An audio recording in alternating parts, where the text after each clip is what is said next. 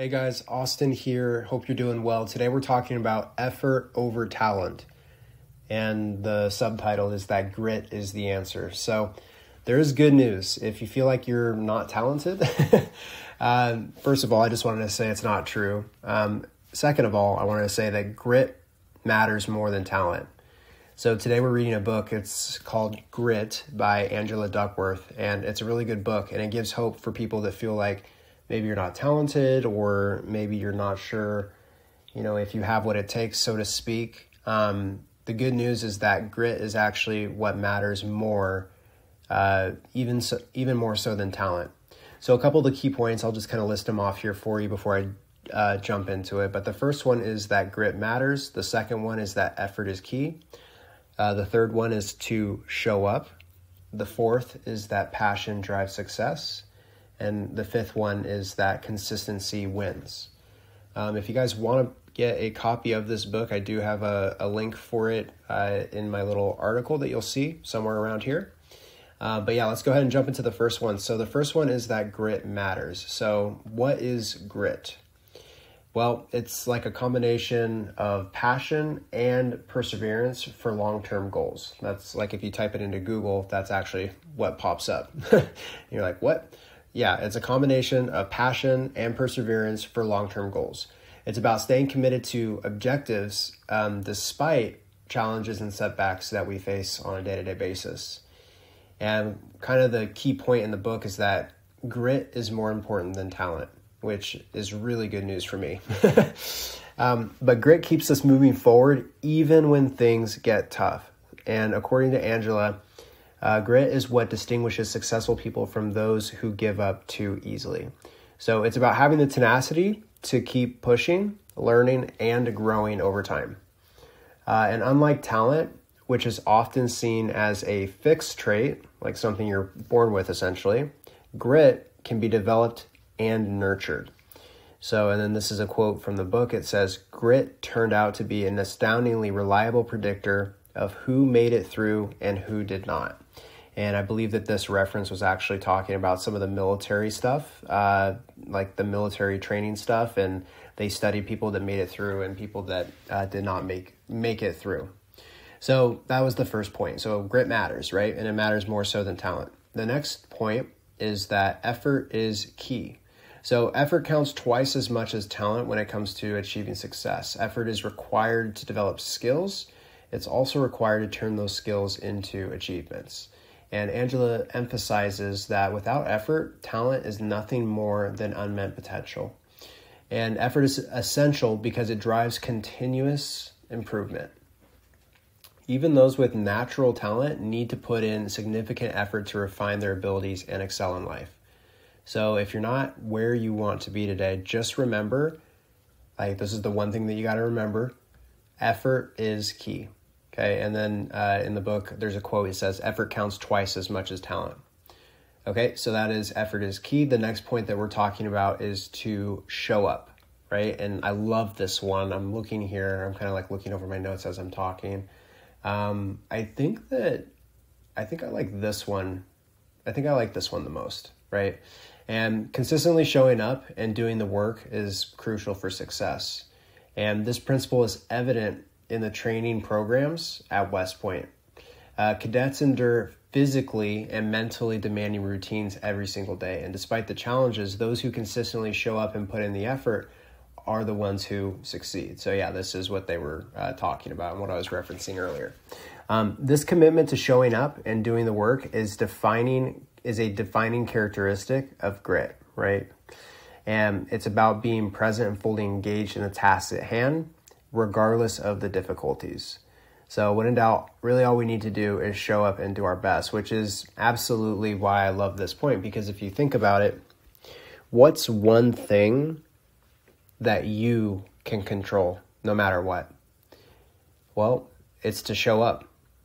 Okay, I mean, I guess there's some situations where maybe something majorly catastrophic happens, which prevents you from showing up. But guess what?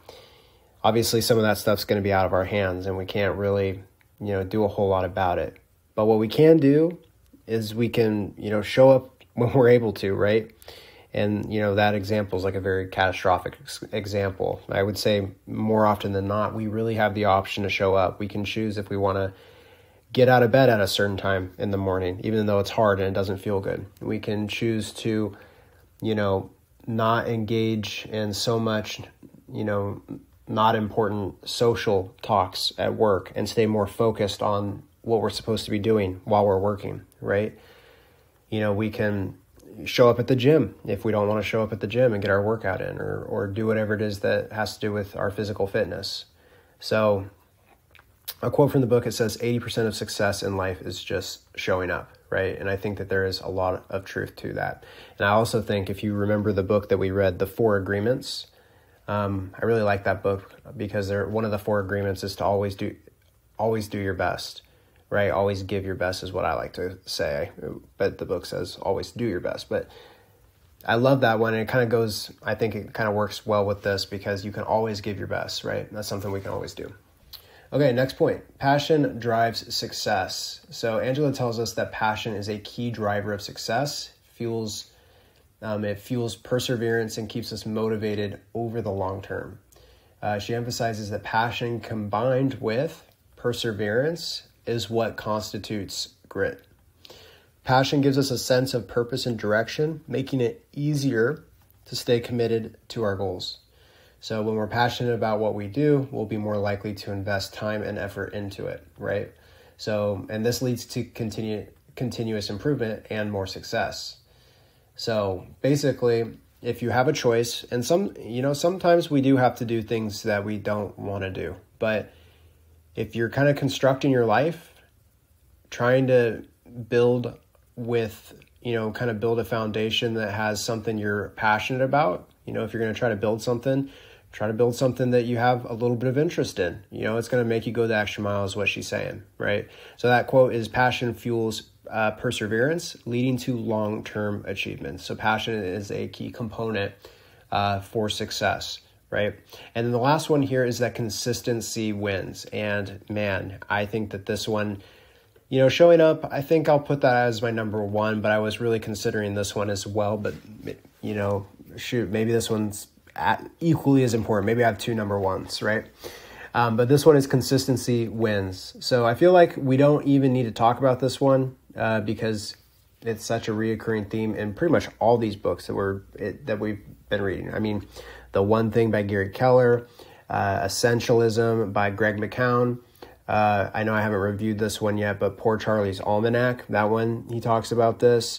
Atomic Habits, Shoe Dog, all these books. That's one of the things I love about reading books. And I'll take a quick second just to say, hey, if you're not reading too many books, try to read a little bit more if you can, because what's really cool about reading a lot of books is that you can see the commonalities between those who are successful in certain fields and those who aren't. And you can kind of pick up for yourself what applies to you the best. So, but yeah, that's one of the things that I really like about reading. I think you'd like that too. Bringing up this point, obviously I feel like we don't even need to talk about it, but wanted to talk about it because let's drive this freaking point home, right? So that we can remember it. We got to be consistent in our efforts. If we're constantly starting, stopping, I'll use a car analogy. If we're, in a car, okay, and we're, 0 miles an hour, we're at a stoplight. Think about how much energy it takes to get up to 60 miles an hour, right? So we go from 0 to 60. I mean, it's easy for us because it's just hitting the gas pedal, but it takes a lot of energy to go from 0 to 60. Okay, but now let's say we're already at 60. We're already at 60 miles per hour.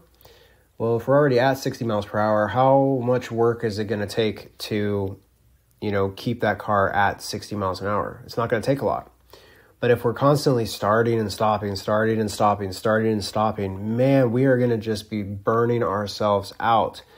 And I think that this is a message that I need to hear. I think we all need to hear, is that, man, if we're just starting and stopping, we're going to be using up so much energy and we're never going to get what we want, right? And so that's why we got to figure out, what is it that you want, right? Everybody has, we all suffer from sometimes not knowing what it is that we want.